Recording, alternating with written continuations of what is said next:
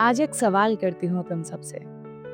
तुम जिससे प्यार करते हो, उस इंसान का तुम्हें मिलना ज़्यादा बेहतर है या जो इंसान तुमसे प्यार करता है, उसका तुम्हें मिलना बेहतर है?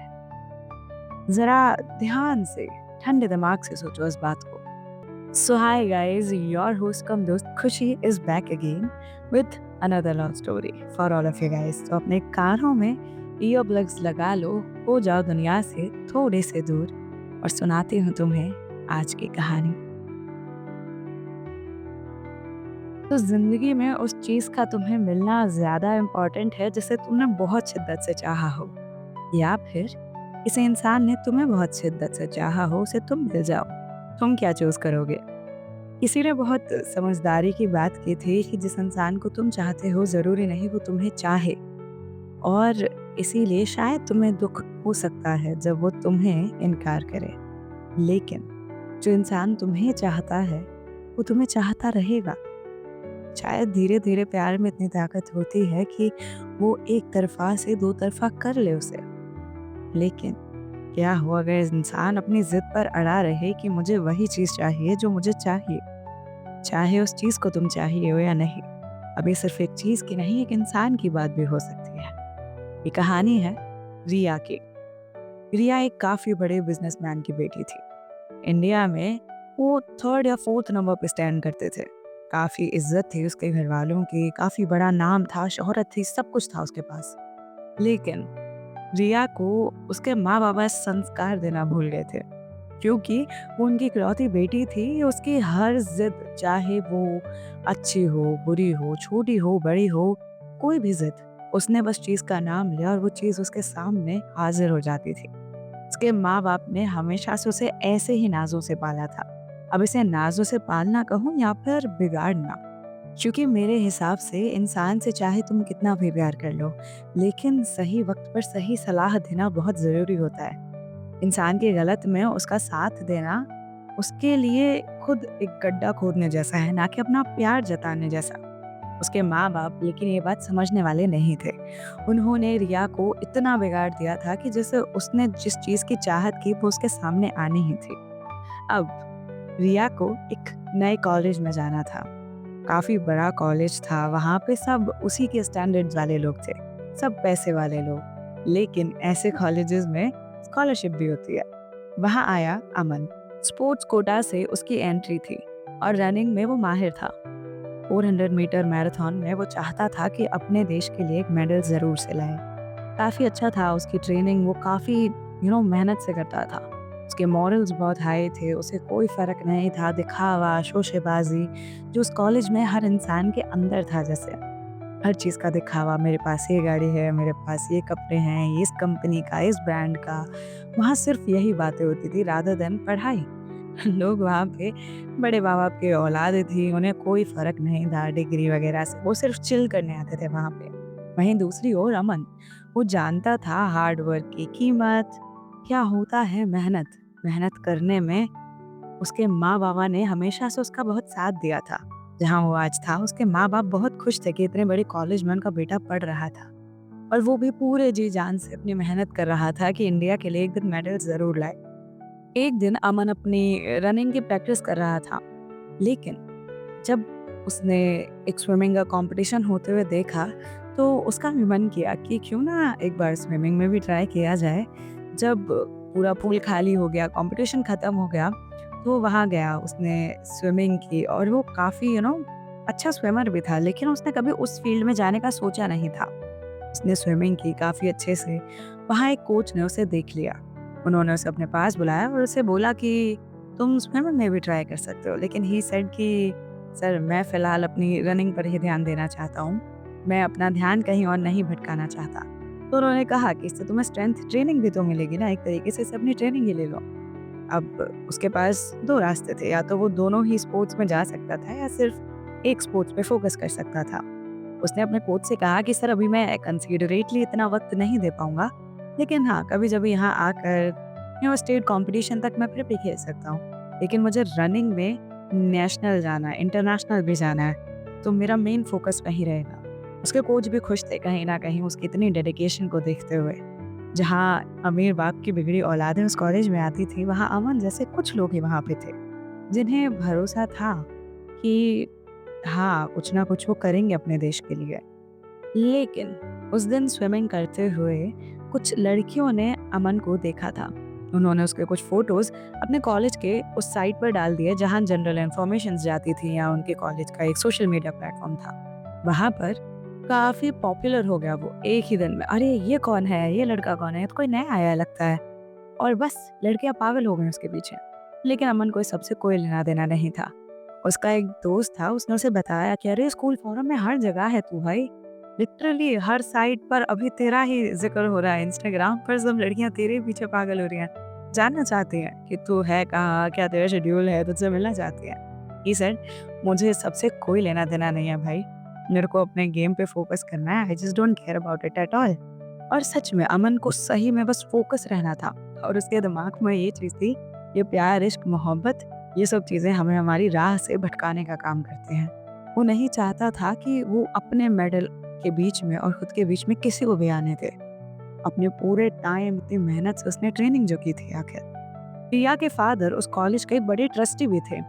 जैसे ही रिया की नज़र अमन पर गई, उसे अब अमन चाहिए था। अब तक शायद वो चीज़ों की ज़िद कर रही थी, लेकिन आज उसने अपने पापा से ज़िद की अमन की। अमन कोई खिलौना या कोई चीज़ नहीं थी, लेकिन उन्होंने उसे सिखाया ही कहा था कि ना भी एक शब्द होता है। लेकिन रिया उस शब्द का मतलब तक नहीं जानती थी, क्योंकि आज तक कभी किसी चीज़ के लिए उसे मना की ही नहीं गई थी। उसके पापा ने इस बार भी उसे ना नहीं कहा। उन्होंने कॉलेज में बातें की और जिस कंपटीशन के लिए अमन को जाना था, उसके लिए थोड़ी बहुत फंडिंग चाहिए थी। जो फंडिंग करने के लिए उसके फादर रेडी ज़रूर थे, लेकिन एक शर्त पर कि अमन रिया के साथ कुछ वक्त बिताए। इस बात पर अमन को पहले तो बहुत गुस्सा आया, लेकिन उसके दोस्त ने उसे समझाया कि यार देख, तुझे माना कि कोई मतलब नहीं है प्यार, मोहब्बत, इश्क इस सब चीज़ से, लेकिन कोई बात नहीं है ना यार, थोड़ा-सा टाइम तुझे उसके साथ कैफ़े-वैफ़े में घूम आना, क्या फ़र्क पड़ता है भाई? अमन सेड क्या फ़र्क पड़ता है? मैं कोई चीज़ हूँ क्या भाई, जो जिसका मन आया उसे उठा के दे दी? उस लड़की को अगर मुझे पसंद करना भी था तो वो मुझसे आके बोलती। ये क्या तरीका होता है अपने पापा से अपनी सिफ़ारिश करवा रही है वो और अपनी फंडिंग के लिए, क्या मैं अपने आप को बेच दूँ क्या? इतना बिकाऊ नहीं हूँ मैं, बिकाऊ ही नहीं हूँ मैं। और उसने अपने दोस्त को कह दिया कि उस रिया को जाके बता देना कि ना तो अमन आज तक बिका था और ना आज उसने कभी अपना सेल प्राइस लगाया है। तो अपने पापा से भले ही वो फंडिंग दें, ना दें, I don't really give a dam. और ये कहकर वो वहाँ से चला गया। उसके दोस्त ने ये बात रिया को जाकर बोल ज़रूर दी, लेकिन रिया का गुस्सा बढ़ गया था। कहते हैं ना, जब हमें कोई चीज़ नहीं मिलती है ना, तो हमें उसकी चाहत और बढ़ने लगती है। लगता है जैसे इस चीज़ में न जाने ऐसा क्या होगा कि हमें नहीं मिल रही है। कुछ चीज़ें, कुछ लोग या शायद प्यार भी ऐसी ही चीज़ है। जब तक हमें हासिल नहीं होता है, हमें लगता है कि यार ये तो चाहिए था। लेकिन जब वो चीज़ मिल जाती है तो उसकी वैल्यू गिर जाती है। हमारी नज़रों से, हमारी ज़िंदगी से। और अमन कोई चीज़ तो बिल्कुल नहीं था। ना ही अमन को इंटरेस्ट था इन सब फालतू बातों में। वो ये मना कर चला गया, लेकिन रिया रिया को जो चीज़ चाहिए थी, उसे तो वो पाना बिल्कुल हासिल करके मानती। अमन ने कभी रिया को देखा नहीं था, इसीलिए एक दिन जब वो स्विमिंग के लिए जा रहा था, रिया भी वहाँ पहुँच गई। हालाँकि रिया को स्विमिंग नहीं आती थी, लेकिन वो अमन की नज़रों में खुद को यू नो एक बेचारी दिखाना चाहती थी, ताकि वो उसके प्यार में पड़ जाए। और वो चाहती थी कि जब ऐसा कुछ होगा ना, तब उसे डंप कर बताएगी कि रिया खन्ना को जो चाहिए होता है वो हासिल करके ही रहती है उस चीज़ को, फिर वो चाहे कोई चीज़ हो या कोई इंसान। लेकिन वो जैसे ही वहाँ जाने लगी, अमन तब तक पानी में डाइव लगा चुका था। लेकिन तभी उसके एक दोस्त आई एंड उसने बस अपने दोस्त को इशारा किया कि मुझे गलती से ही सही पानी में धक्का दे दे। उसने वैसा ही किया। रिया को धक्का लगते ही जब वो पानी में गिरी तो वो छटपटाने लगी, क्योंकि उसे सच में स्विमिंग नहीं आती थी, लेकिन जानती थी कि अमन उसे बचा ही लेगा, क्योंकि लगा था उसे कि वो बेकार इंसान तो है नहीं। और अमन ने ऐसा किया भी। अमन ने उसे बचाया। उसे पूछा कि आखिर तुम यहाँ गिरी कैसे? तो उसने बताया उसे कि किसी लड़के ने उसे धक्का दे दिया था और वहाँ से चली गई। उसे तैरना नहीं आता था, इसीलिए ये सब हो गया उसके साथ। अमन ने उसे कहा कि अगर तैरना नहीं आता है तो स्विमिंग पूल के पास क्यों आई थी तुम? तो उसने कहा तुम्हें देखने के लिए, तुम अच्छे लग रहे थे मुझे, और स्कूल फोरम पे देखा मैंने तुम्हें, काफ़ी हैंडसम हो यार तुम। अमन ने कहा, इन सब बातों का बेफिजूल वक्त नहीं है मेरे पास, और वहां से चला गया। अमन का दोस्त भी उसकी ट्रेनिंग के पास वक्त जब वहां पे वो था ट्रैक्स पे, तब वहां आया और उसने से कहा कि ये जो लड़की तेरे पास थी, ये क्या कौन थी?" तो उसने कहा कि पता नहीं यार, गिर गई थी पानी में और फिर उसको बचा दिया मैंने, तो बस ठीक है, इतना ही काफ़ी था।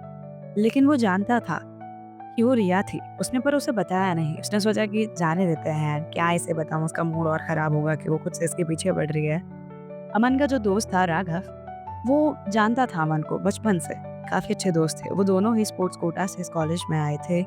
अमन और राघव दोनों ही बहुत मिडिल क्लास फैमिली से बिलॉन्ग करते थे। लेकिन दोनों ही अपने गोल्स को लेके काफ़ी ज़्यादा फ़ोकस्ड थे। और राघव ही था जिसकी वजह से थोड़ा बहुत स्विमिंग में उसका मन था। अमन को पसंद था, राघव स्विमर था और अमन एक रेसर, मतलब रनिंग में था वो। अगले दिन राघव अपनी स्विमिंग प्रैक्टिस के लिए जा रहा था, लेकिन उसको उसका स्विमिंग सूट मिल ही नहीं रहा था। तो उसने अमन से कहा, यार तेरा सूट ले लूँ आज मैं? तो उसने कहा, हाँ, हाँ, पूछने की क्या बात है। वो जब वहाँ स्विमिंग प्रैक्टिस के लिए गया, तब वापस से रिया वहाँ पहुँच गई। अब उसने देखा नहीं कि वो राघव था। पीछे से जाकर वो उसके गले पड़ गई और बोलने लगी, अमन, आई रियली लाइक यू। कल भी मैं पानी में सिर्फ तुम्हारे लिए गिर गई थी। जानती भी नहीं थी कि तुम मुझे बचाओगे, नहीं बचाओगे, हो सकता है मर भी जाती। लेकिन बस ऐसा ही है, प्यार करने लग गई हूँ तुम्हें, जब से तुम्हें पहली बार देखा है यहाँ स्विमिंग करते हुए। एंड बस ये बात तुम्हें बताना बहुत ज़रूरी था मेरे लिए। लेकिन जैसे ही राघव मुड़ा, रिया वाज़ शॉक्ड। तुम तु, तुम रा, ये यहाँ इस टी-शर्ट पे तो अमन लिखा हुआ है, और तुम कौन हो? तो उसने कहा, सॉरी, पर मैंने ही तुमसे मना किया था अमन की तरफ से, अगर तुम मुझे भूल गई हो इतनी जल्दी तो। मैं अमन का बेस्ट फ्रेंड हूँ, राघव। गुस्से में रिया वहाँ से तिलमिलाते हुए चली गई, क्योंकि उसका कहीं न कहीं पासा गलत पड़ गया था। चाहती थी कि वहाँ अमन हो, अपने दिल की फीलिंग्स को कन्फेस करे। हालाँकि वो कन्फेशन रियल ज़रूर नहीं था, पर धीरे-धीरे जब वो अमन को देखने लगी, उसको नोटिस करने लगी, तो उसे सच में अमन से प्यार होने लगा। अब वो जेन्युइनली चाहती थी अमन को। चाहती थी उसे सिर्फ़ एक चीज़ की तरह नहीं, एक इंसान की तरह। प्यार करने लगी थी अमन से वो अब। उसका नेचर, उसका कैरेक्टर, जैसा वो इंसान था, बहुत अच्छा इंसान था वो। लोगों की मदद करना, सबसे प्यार से बातें करना, और गुस्से में भी वो प्यार और अपना लिहाज़ नहीं भूलता था। चाहे वो कितना भी गुस्से में होता, तब भी अपना जो कंट्रोल था ना, वो लूज़ नहीं करता था खुद पर से। रिया को उसकी यही बात बहुत अच्छी लगती थी। वो जानबूझकर जा-जाकर कभी उससे टकरा जाती, कभी खुद से अपने ही ऊपर कॉफ़ी गिरा लेती और ऐसा प्रिटेंड करती कि उसके हाथ लगने की वज़ह से उसकी कॉफ़ी गिरी है। कोशिश करती कैसे भी अटेंशन पाने का अमन से। लेकिन अमन को वो 1% भी पसंद नहीं थी। वहीं दूसरी ओर राघव उसे देखता और बस उसे उस पर तरस आता कि यार ये इतना कुछ क्यों कर रही है। एक दिन वो रिया के पास गया और उसने रिया से कहा, अमन तुम्हें पसंद नहीं करता है रिया। तुम कितनी भी कोशिश कर लो, शायद तुम्हें कभी पसंद कर भी नहीं पाएगा।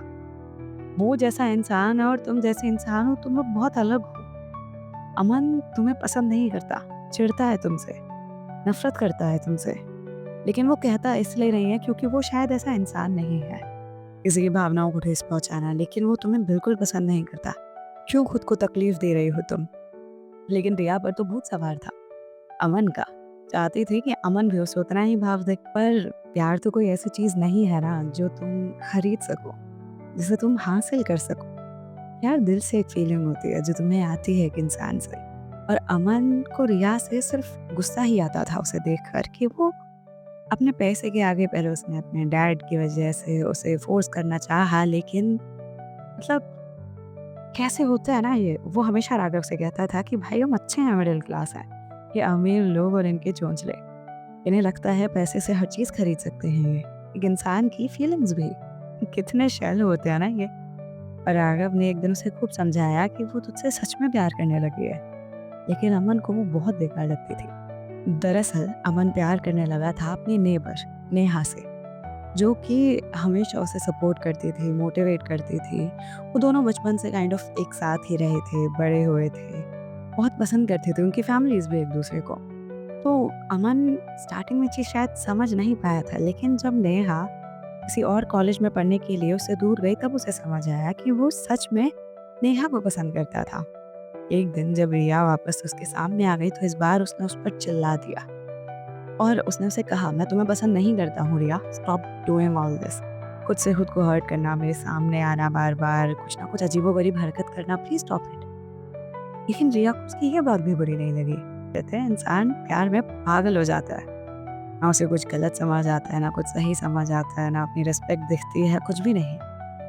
वहीं राघव को बुरा लगने लगा था रिया के लिए और कहीं न कहीं वो पसंद करने लगा था रिया को।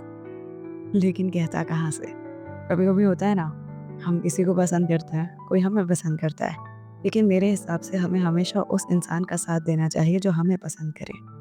क्योंकि जो हमें पसंद नहीं करता ना, उसके साथ तो रहकर क्या ही फ़ायदा? हर दिन तुम अपनी सेल्फ रिस्पेक्ट को टूटता हुआ देखोगे, खुद को टूटता हुआ देखोगे, जो सही नहीं है। राघव हमेशा रिया की हेल्प करता है। जब भी वो खुद के ऊपर कॉफ़ी गिरा लेती, राघव पानी लेकर आता उसके लिए। जभी भी वो गलती से ही सही अगर एक बार स्विमिंग पूल में भी गिर जाती, उसने एक बार और कोशिश की थी, तब भी राघव ने ही उसे बचाया था। राघव हमेशा कोशिश करता कि वो कैसे ना कैसे हेल्प करे रिया की। उसने अमन तक को मनाने की कोशिश की थी, क्योंकि वो नेहा के बारे में नहीं जानता था। हाँ, इतना मज़बूत होगा ना वो प्यार, कितना शिद्दत वाला कि हम किसी से प्यार करते हैं, लेकिन हम उस इंसान की खुशी के लिए उसे किसी और के साथ भी देखना चाहते हो, कि वो इंसान खुश रहे। भले ही तुम कितना भी मरते रहो उस इंसान को किसी और के साथ देखते हुए। लेकिन यहाँ कुछ ऐसा ही चल रहा था। रिया अमन को पसंद करती थी, अमन नेहा को, और शायद नेहा भी अमन को पसंद करती थी, और राघव रिया को। लेकिन ये बात समझने में रिया को बहुत वक़्त लगा। जब धीरे-धीरे रिया को समझ आने लगा कि अमन कभी भी उसका था नहीं, ना अमन की तरफ से कोई भी उसके लिए ऐसी फीलिंग थी। धीरे-धीरे उसे समझ आने लगा। एक दिन जब वो अपने घर बैठी थी, तो उसकी बेस्ट फ्रेंड ने उसे समझाया कि रिया, हमेशा से तेरे माँ-बाबा ने तेरी हर ख्वाहिश पूरी की, तुझे हर चीज़ दिलाने की कोशिश की, तेरी हर ख्वाहिश में तेरा साथ दिया। लेकिन किसी इंसान के दिल में फीलिंग्स जगाना हमारे बस में नहीं होता है। हम उस चीज़ को पैसों से खरीद भी नहीं सकते हैं। कभी तूने गौर किया है, अमन तुझे कितना भी कभी भी गुस्सा कर देता है, कभी तेरी बेइज़्ज़ती भी कर देता है, कभी-कभी, लेकिन राघव हमेशा तेरा साथ देता है, कभी जताता नहीं है। तेरी कितनी भी हेल्प करता हो। एक दिन सुना था मैंने उसे अमन से बात करते हुए। कोशिश कर रहा था वो कि अमन कर ले तुझसे प्यार, लेकिन प्यार कोई ज़बरदस्ती करने वाली चीज़ नहीं है ना। नहीं करता वो तुझसे प्यार। सुनी मैंने उस दिन उसकी बातें, सच में नहीं करता वो तुझसे प्यार। रिया को वक़्त लगा इस चीज़ से उभरने में, क्योंकि उसको तो प्यार हो गया था अमन से, सच में। लेकिन जब हमें किसी और से बेहतर, खूबसूरत प्यार मिलता है, तो धीरे-धीरे हम भी उसकी तरफ आकर्षित होने लगते हैं। धीरे-धीरे हम भी उस इंसान को एक्सेप्ट करने लगते हैं, क्योंकि कहीं न कहीं दिल प्यार की भाषा को समझता है। और रिया के दिल ने भी राघव की प्यार की भाषा को समझा था। धीरे-धीरे वो राघव के जब भी कॉम्पिटिशन्स होते, चीयर करने जाने लगी। राघव भी खुश होने लगा कि आखिर रिया उसे समझने लगी। वहाँ दूसरी ओर अमन ने नेहा को प्रपोज़ कर दिया, और नेहा तो बहुत खुश हुई। वो दोनों एक-दूसरे से बहुत प्यार करने लगे थे। अमन अपने फील्ड में बहुत अच्छा कर रहा था, और अब राघव अपने फील्ड में। धीरे-धीरे रिया को राघव का प्यार समझ आने लगा, और ये बात भी कि शायद कभी-कभी जो हम चाहें ज़रूरी नहीं हमें वो मिले। लेकिन शायद उस भगवान ने हमारे लिए कुछ और भी अच्छा ही सोचा होगा। जैसे उसकी ज़िंदगी में राघव। राघव का आना उसकी बिखरी हुई ज़िंदगी में उसको समेट रहा था। उसके माँ-बाप ने शायद पैसे से कभी कमी नहीं रखी थी उसके लिए, लेकिन प्यार उसे कभी नहीं मिला था। किसी इंसान ने उसकी इतनी केयर कभी नहीं की थी जितनी राघव उसकी केयर करता था, एट एनी कॉस्ट। धीरे-धीरे रिया को भी राघव से प्यार होने लगा, और शायद ये सब अपनी ज़िंदगी में खुश रहने लगे। वेल, इस कहानी को मैं यहीं ख़त्म करती हूँ। तो मुझे बताना है कहानी तुम्हें कैसी लगी, और एक फ़न फैक्ट मैं तुम्हें बताती हूँ। बिफोर स्टार्टिंग दिस स्टोरी मेरे दिमाग में कोई भी आइडिया नहीं था, मेरे दिमाग में कोई भी नाम तक नहीं थे। बस माइक उठाया एंड आई जस्ट थॉट कि क्या हो सकता है? एक अमीर लड़का, गरीब लड़की, लड़की अमीर, लड़का गरीब, कुछ तो ऐसा। And this is how I made this story. But तुम मुझे बताना कैसी लगी ये कहानी तुम्हें। मिलती हूँ तुमसे अगली कहानी में। Till then take care and bye bye. और अगर कोई भी बात हो तो तुम मुझसे हमेशा कर सकते हो एट KHU_SHEI_ पर। और सिट डाउन कॉमेडी का पार्ट 2 आ गया है, जैसा मैंने तुम्हें बताया। माय फर्स्ट ये जर्नी, इट्स भाई बहुत एक केओटिक जर्नी हो गई थी मेरे लिए वो। तुम वो सुन सकती हो यूट्यूब पे। यूट्यूब का लिंक तुम्हें अबाउट अस में मिल जाएगा, स्पॉटिफाई के में। वहाँ हमारे करीबन बस 100 फॉलोअर्स बचे हैं, जिससे कि हम 1K हो जाएंगे even on YouTube. Before Instagram. Life is sad, पर ठीक है, छोड़ो जो भी है। मिलती हूँ तुमसे अगली कहानी में। Till then take care and bye bye.